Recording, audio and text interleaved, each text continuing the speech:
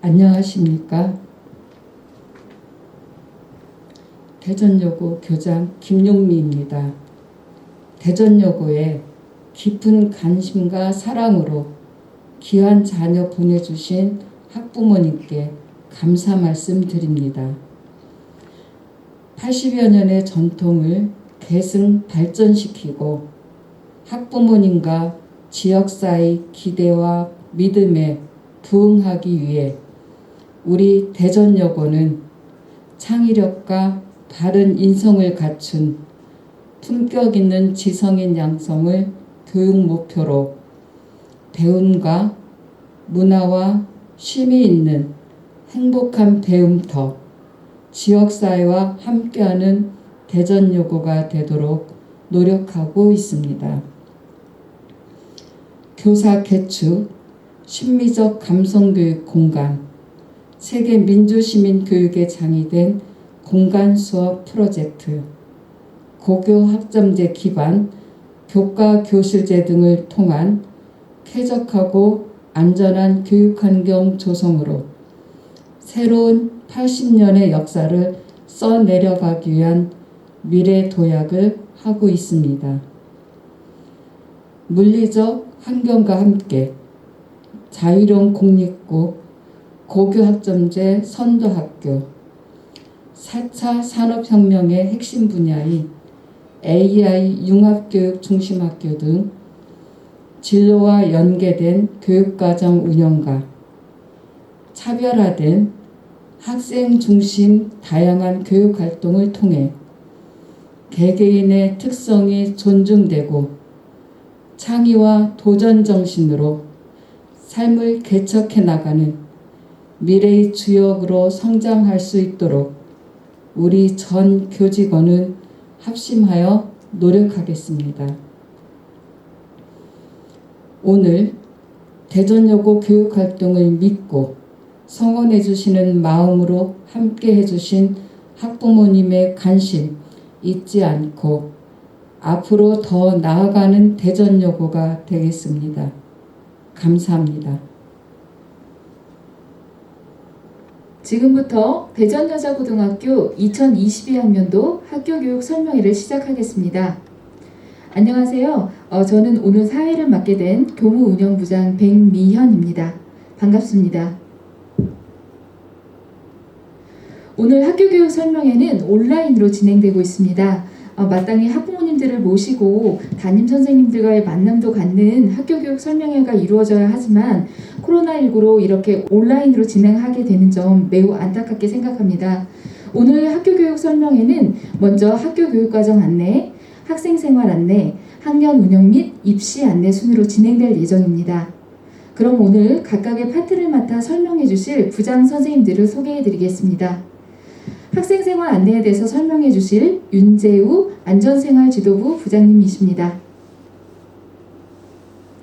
3학년 운영에 대해서 설명해 주실 임성희 3학년 부장님이십니다.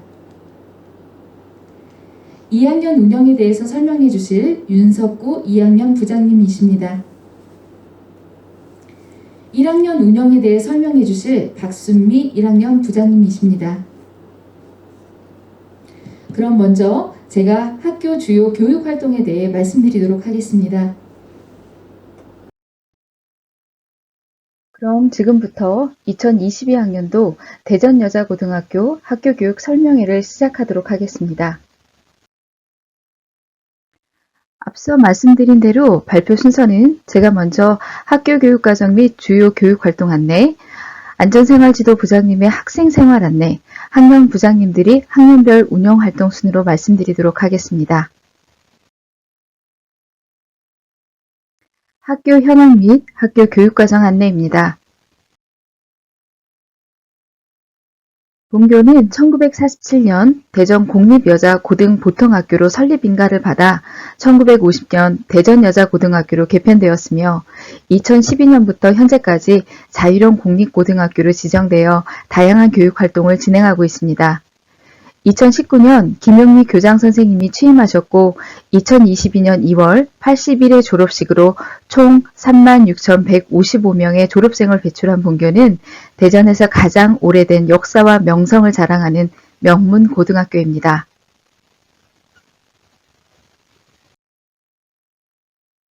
현재 본교는 각 학년 12개 학급과 2개의 특수학급으로 구성되어 있으며 951명의 학생과 114명의 교직원이 함께 생활하고 있습니다. 본교는 2023년부터 단계적으로 적용되는 고교학점제 대비를 위해 고교학점제 준비학교를 운영하고 있습니다. 이를 통해 진로와 연계한 학생 선택형 교육과정을 확대하여 학생들의 개개인의 다양성을 지원하고 있습니다. 다양한 수업 활동을 뒷받침할 수 있는 교과 교실제를 확대하여 수업에 맞는 공간을 활용하고 있으며 너도나도 공동교육과정을 도입하여 미처 학교에서 운영하지 못한 교육과정을 학교 간, 온라인, 광역형 등을 통해 학생들의 과목 선택권을 지원하고 있습니다. 본교는 2학년의 학생 맞춤형 선택과목 편성을 통해 기초과목군을 제외한 선택과목의 수가 21과목, 3학년의 경우 29개의 과목을 편성하여 학생들의 다양한 선택과목의 폭을 열어놓고 있습니다. 인공지능 융합교육 중심 고등학교 및 인공지능 통계교육 프로그램을 운영하여 인공지능 융합 교과목에 대한 학생들의 과목 선택권을 보장하고 인공지능과 통계 교육을 접목하는 교육활동 등을 통해 앞으로 4차 산업사회를 대비하는 미래 인재를 기르기 위해 노력하고 있습니다. 또한 학생 수요 조사를 바탕으로 한 방과 후 학교 프로그램, 1, 2학년 대상의 문화예술 방과 후 학교 프로그램 등을 운영하여 학생들의 자기개발에 힘쓰도록 뒷받침하고 있습니다.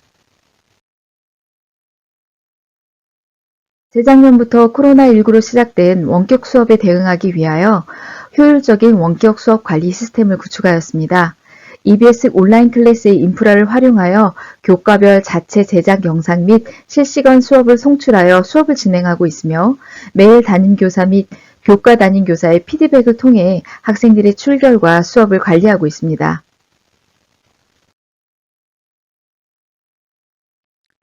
본교의 학교 특색 사업을 말씀드리도록 하겠습니다. 첫 번째로는 생각하고 실천하는 세계시민 프로젝트입니다. 학급 자치활동으로 다양한 세계시민 테마 중 한 가지를 학급 자체적으로 설정하여 1년 동안 학급 구성원들이 설정한 테마에 대해 캠페인 활동, 토론 활동, 재능 기부를 통한 굿즈 제작 및 나눔 실천 활동, 관련 대회 참여, 전시회 등을 통해 세계시민의 한 구성원으로서의 역량을 키우고 있습니다. 두 번째로는 학생 자치 문화 성장 프로젝트입니다. 2018년부터 대의원회와 학생회의 분리를 통해 학생 자치 활동의 기반을 다지며 상향식 의사 결정 시스템을 운영하여 학생들이 스스로 계획하고 실행하는 아주 다양한 교육 활동을 진행하고 있습니다. 학생들의 교육 활동 기회를 점차 늘려나가 본교에서는 학생들의 학교 문화의 주축으로 자리매김하고 있으며 이러한 문화는 학생들의 민주시민 교육 활동의 첫걸음이 되고 있습니다.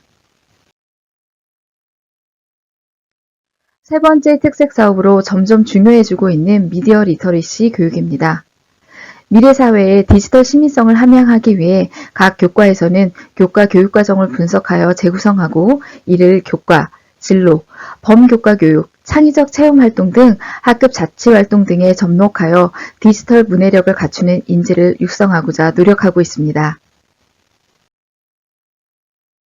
다음은 학교 교육 중점 활동을 말씀드리겠습니다. 올해부터 새로 도입된 교육활동으로 나를 설계하는 퍼트랙 셀프 커리큘럼입니다. 1, 2학년 학생들은 자신의 진로와 연계하여 인문사회, 자연과학, 의료보건, 공학 트랙 중 하나 이상을 선택하여 1년 혹은 2년 동안 각 트랙별 48개의 세부 활동 중 반 이상을 수행하면 선택했던 트랙을 이수하게 됩니다. 학생은 이를 통해 이수 인증 배지를 받게 되고 이는 생활기록부에 기록될 수 있습니다. 학생들의 지속적인 트랙 이수 활동을 위해 관리 카드를 제작하여 학생들의 활동을 꾸준히 도와 학생들이 스스로 자신의 미래를 위해 계획하고 활동할 수 있도록 하겠습니다. 두 번째로는 교과데이 프로그램을 운영하여 교과별 학생 중심 특색 프로그램을 실시하고 학생활동 중심의 교과 부스 및 고교학점제와 연계한 교과 박람회를 개최하여 학생들의 자신의 능력과 꿈을 스스로 탐색할 수 있는 활동을 운영하겠습니다. 세 번째로는 기후변화 시대에 인간과 환경의 공존을 추구하는 생태전환 실천 프로그램을 구안하여 학생들이 미래사회의 지속가능한 인류와 자연에 기여할 수 있는 다양한 활동을 기획하고 있습니다. 한 학기에 한 번 수업량 유연화 교육활동 주간을 운영하여 다양한 교과들 사이의 융합 및 진로 연계 활동을 학생 주간 프로그램으로 구안하여 학생들의 융합적 창의사고 역량을 키우고자 합니다.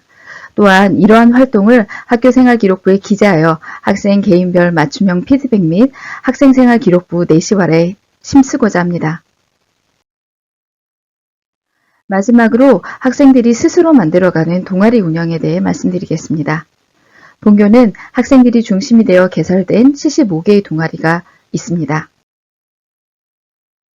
학생들 스스로 구성한 동아리 연합회는 많은 숫자의 동아리들이 운영을 돕는 자치회로 동아리 예술활동 및 캠페인 활동을 하는 동살 버스킹, 동아리 활동을 소개하는 동아리 신문인 CN 블루프린트, 동아리 부스 운영 및 활동 결과물을 전시하는 칵테일 페스티벌을 주관하여 운영합니다.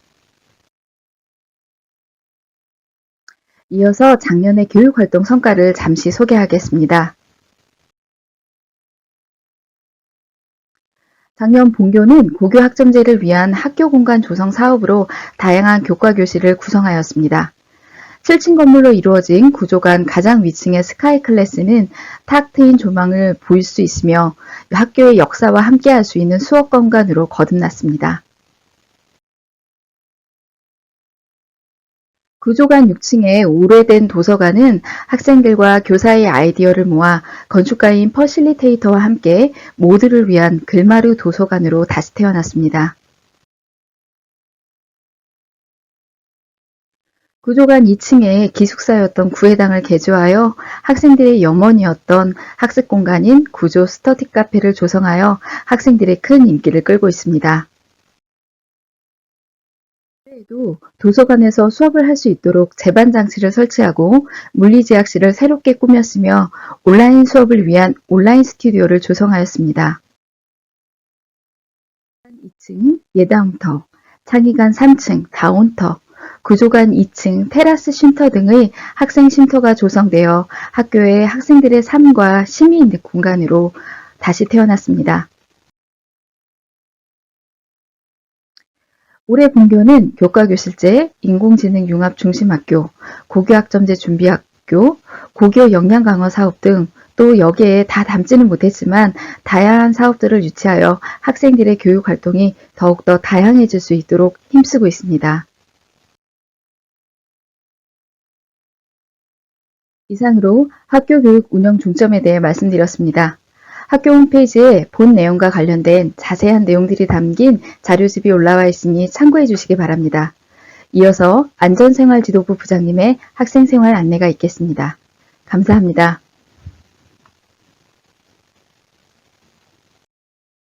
안녕하세요. 이어서 안전생활지도부에서 학생 생활에 대해서 안내 드리도록 하겠습니다. 자, 학교 생활 규정에서 복장 관련입니다. 동복 착용 시 자켓 대신 가디건을 입을 수 있으며 하복 대신 생활복을 입고 등교하는 것도 가능합니다. 하의는 치마 혹은 바지 중 선택이 가능하되 치마의 길이는 무릎선까지로 하며 치마 혹은 바지의 폭이 좁아서 신체에 달라붙지 않도록 해야 합니다. 체육복은 체육 시간에만 입는 것을 원칙으로 하고 있습니다. 교복은 학교 주간구매선정위원회에서 2단계 입찰을 통해 2022학년도에는 아이비클럽으로 선정되었습니다. 자, 다음으로 학교 생활 규정 두발 관련 내용입니다. 본교 학생들의 머리 길이는 셔츠 3번째 단추를 넘지 않는 것을 원칙으로 하고 있고요. 특수한 모양과 삭발, 파마, 염색, 탈색은 하지 않는 것을 규정으로 하고 있습니다. 그리고 두발 검사는 안전생활지도부에서 일괄적으로 실시하고 있으며 검사 2주 전에 미리 공지를 하여 실시하고 있습니다. 그리고 예체능 관련 별도의 두발 허용은 하지 않고 있습니다. 다음 넘어가겠습니다.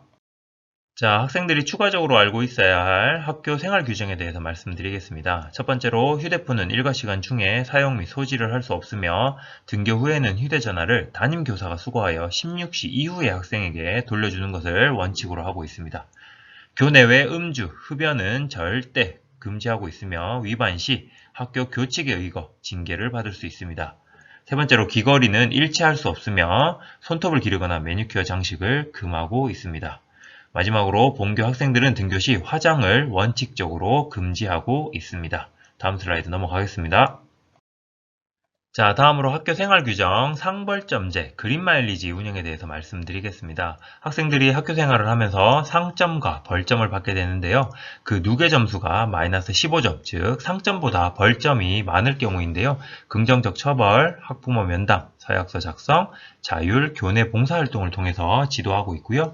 그 누계 점수가 마이너스 30점일 경우는 학생 생활 규정에 의거하여 학생 지도위원회를 통해서 징계를 받을 수 있고요. 누계 점수가 마이너스 45점일 경우에는 학생 생활 규정에 의거하여 학생 지도위원회를 통해 사회봉사 이상의 징계를 받을 수 있습니다. 이 점 참고하시기 바랍니다. 다음 넘어가겠습니다.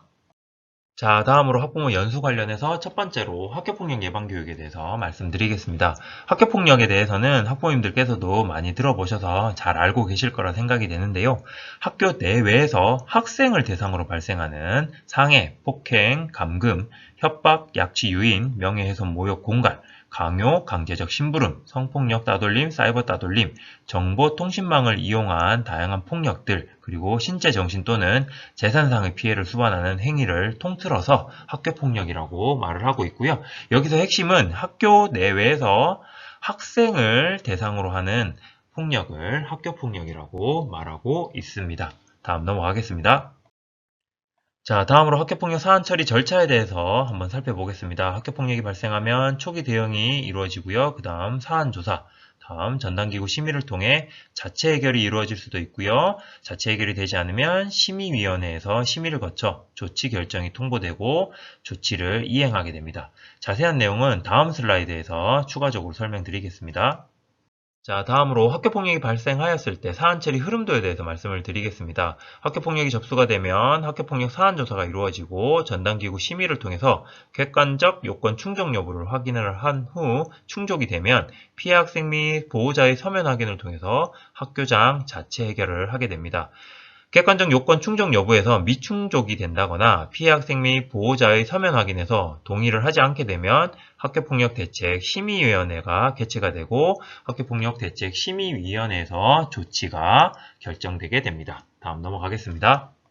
자, 다음으로 학교폭력을 예방하기 위해서 평소 관심을 가지고 우리 학생들을 지켜봐 주시기 바랍니다. 첫 번째로 늦잠을 자거나 몸이 자주 아프다며 학교 가기를 싫어할 때, 성적이 갑자기 서서히 떨어질 때, 평소보다 기운이 없고 무엇인가에 열중하지 못할 때, 물건을 자주 잃어버리거나 새로 사달라고 할 때, 학교나 학원을 가기 싫어하거나 옮기고 싶어 할 때, 학교생활 친구관계에 대해 대화를 시도할 때 예민하게 반응하는 경우도 관심을 가지고 지켜봐 주셔야 되고요. 용돈을 평소보다 많이 달라고 하거나 갑자기 휴대폰 요금이 많이 나왔을 때, 그리고 자녀가 휴대폰을 보고 당황하거나 불안해한다면 관심을 가지고 지켜봐 주셔야 됩니다. 부모가 자녀의 정보통신기기를 만지거나 보는 것을 극도로 싫어한 표정을 짓거나 행동을 한다면 관심을 가지고 지켜봐 주셔야 되고요. SNS 상태의 글귀나 사진 분위기가 갑자기 우울하거나 부정적으로 바뀌어 있다면 우리 학생들을 관심 있게 지켜봐 주셔야 됩니다. 다음 넘어가겠습니다. 자, 다음으로 학교폭력이 접수가 되면 학교폭력대책심의위원회에서 피해학생 보호조치와 가해학생 교육 선도조치가 내려오는데요. 첫 번째 피해학생 보호조치를 보면 제1호 심리상담 및 조언, 제2호 일시보호, 제3호 치료 및 치료를 위한 요양, 제4호 학급 교체, 제5호는 삭제가 되었습니다. 제6호 그 밖에 피해 학생의 보호를 위한 필요한 조치들이 학교폭력대책심의위원회에서 결정이 되고요.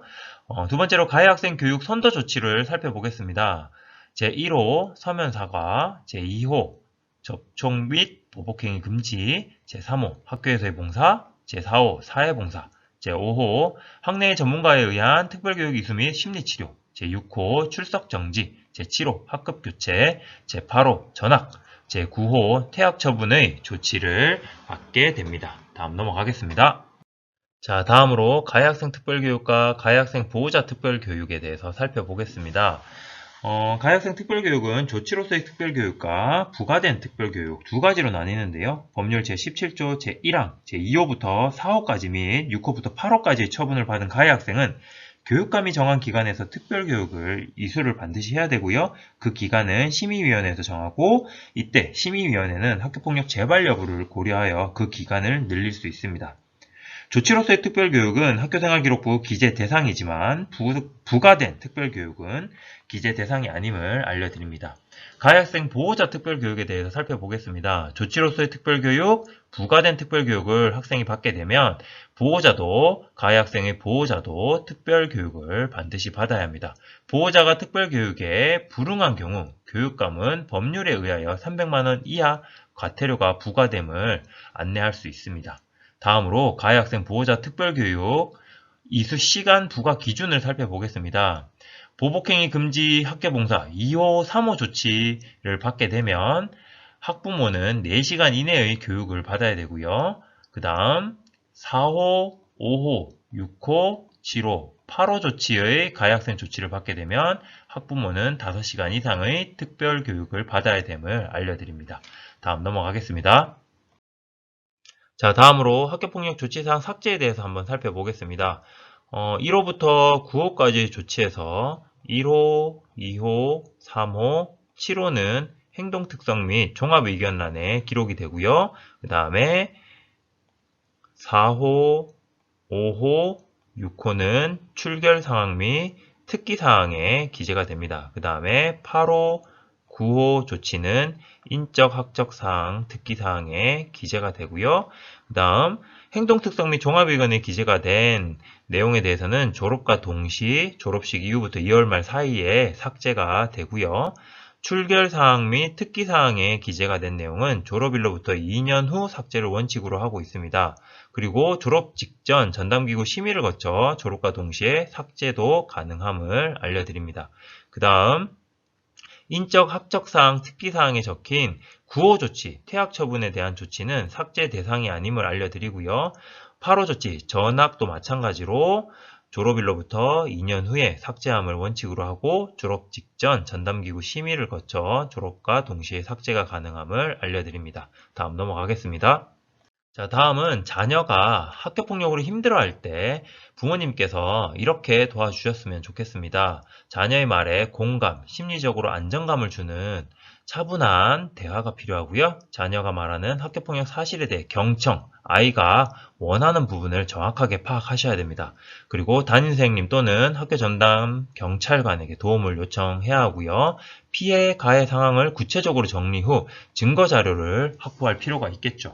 다음 사안 처리 과정에서 절대로 감정적으로 대응하지 않아야 됩니다. 그리고 최종 목표는 자녀가 안전하게 다시 학교로 복귀하는 것임을 절대 잊어서는 안 되고요. 가해 사실을 확인하고 아이와 친구, 교사에게 정확한 경위를 확인하는 게 필요하겠죠. 잘못이 있으면 인정하고 아이의 잘못과 부모의 책임을 인정할 수 있어야 되고요. 진심으로 사과가 필요하다면 사과할 필요가 있겠죠. 피해 학생에게 아이와 함께 사과하고 회복을 지원할 필요성이 있다면 반드시 지원을 해야겠죠. 그리고 다시 기회를 주세요. 전문가 상담, 봉사활동 등은 성장의 기회를 제공할 수가 있습니다. 다음 넘어가겠습니다. 자, 다음으로 학교폭력을 예방하기 위해서 자녀들을 위해 이렇게 해주셨으면 좋겠습니다.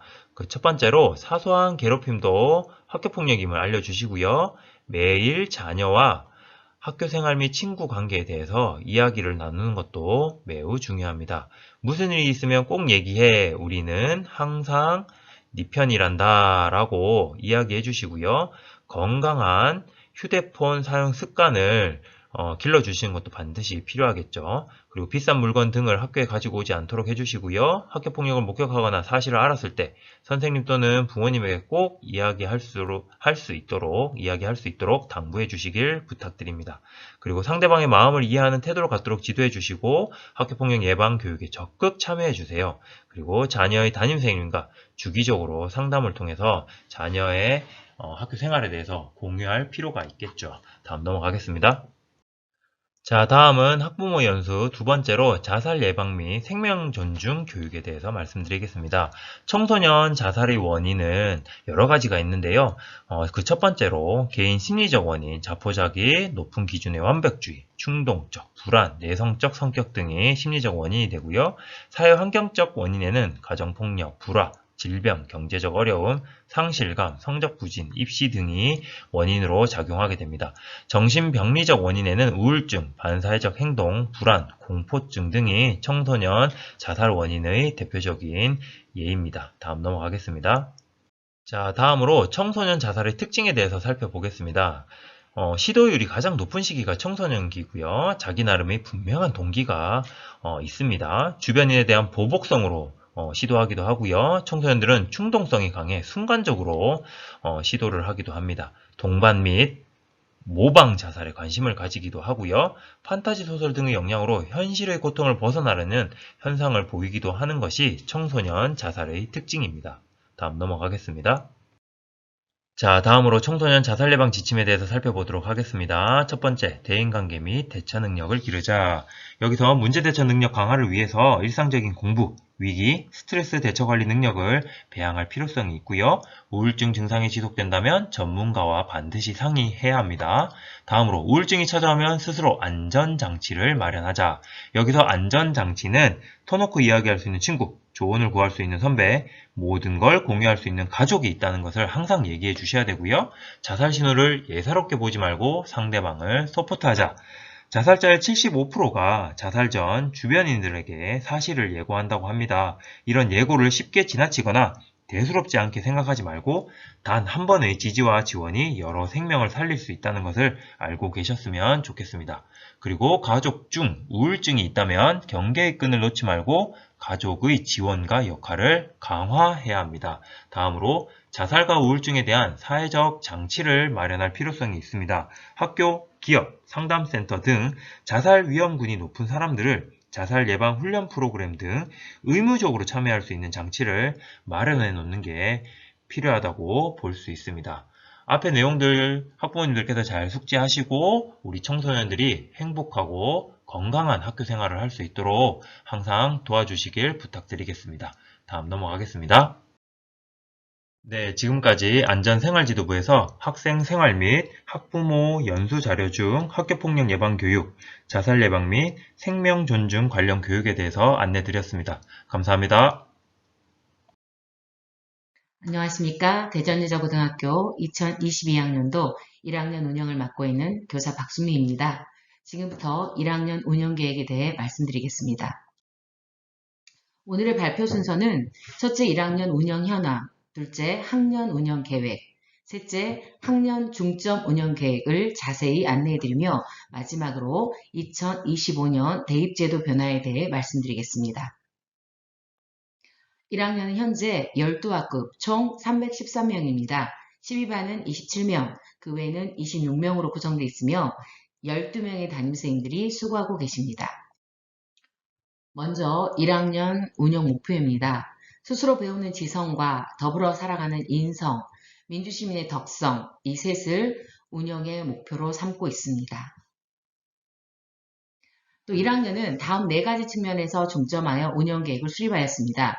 첫째는 생활지도입니다. 배려와 존중의 생활문화를 형성하는 것을 목표로 합니다. 둘째는 인성지도입니다. 삶과 삶이 하나가 되는 실천교육을 토대로 공동체를 조성하는 것을 목표로 합니다. 셋째는 학습지도입니다. 학생 스스로 배움 중심의 학습 역량을 성장시키는 것을 돕고자 합니다. 마지막으로 학생의 성장을 돕는 진로 역량 강화를 위해 교육 구성원들이 함께 노력하겠습니다. 이 네 가지 중점 운영 계획을 세부적으로 말씀드리겠습니다. 두 번째는 인성지도입니다. 앓을 실천하는 인성교육에 중점을 두고 있습니다. 특히 학교 봉사활동이 강조됨에 따라서 본교에서는 다양한 교내 봉사활동을 추진하고 있습니다. 1학년은 별도로 그린날의 봉사단과 교통안전도우미, 특별실 관리도우미 등을 운영합니다. 학교 교육계획에 의해서 학급 내 코로나 예방활동과 1학년 행사 도우미 등의 자발적인 봉사활동 등입니다. 또한 2학기 때는 9월에 무주 태권도원에서 단체 수련활동을 계획하고 있습니다. 코로나로 상황이 많이 어렵지만 올해는 꼭 성사가 되어서 우리 1학년 학생들이 공동체 의식과 협동심을 기르고 무엇보다도 추억을 쌓을 수 있기를 기대해 봅니다. 세 번째는 학습지도입니다. 스스로 배움의 학습 역량 신장에 주력하고자 합니다. 이것을 위해서 첫 번째는 방과 후 학교를 실시하고 있습니다. 1학년 내신 관리가 중요해졌습니다. 특히 모의고사 대응 학습 전략 등에 대한 요구를 충족시키기 위해서 교과 교사들이 몰입 지도를 하고 있습니다. 둘째로 자기주도적 학습을 실시해서 맞춤형 학습 습관을 형성할 수 있는 시간과 장소를 제공하고 있습니다. 담임교사들은 학생들이 자기학습 관리 능력을 가질 수 있도록 지속적인 학습 상담을 하고 있습니다.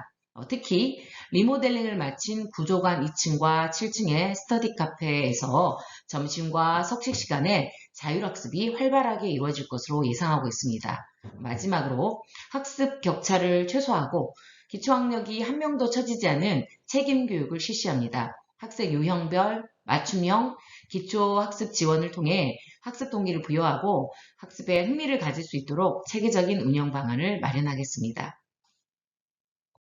마지막으로 진로 진학 지도입니다. 이는 학생의 성장을 돕는 데 중점을 두었습니다. 먼저는 교사들이 전문성을 강화하기 위해 자체 워크숍을 실시할 계획입니다. 또한 학생과 학부모를 대상으로 찾아가는 반딧불이 진학 설명회를 계획하고 있습니다.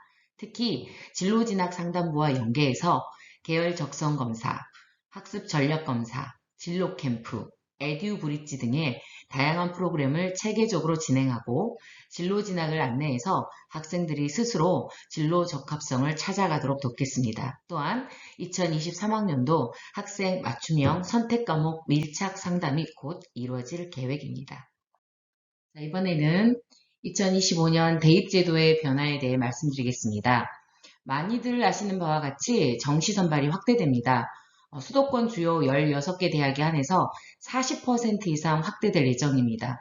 그럼에도 여전히 학생부 종합과 교과 위주 전형은 비율이 여전히 높습니다. 두 번째로 자소서와 교사 추천서가 폐지됩니다. 더불어 학교 프로파일이 폐지됨으로써 서류가 간소화되었습니다.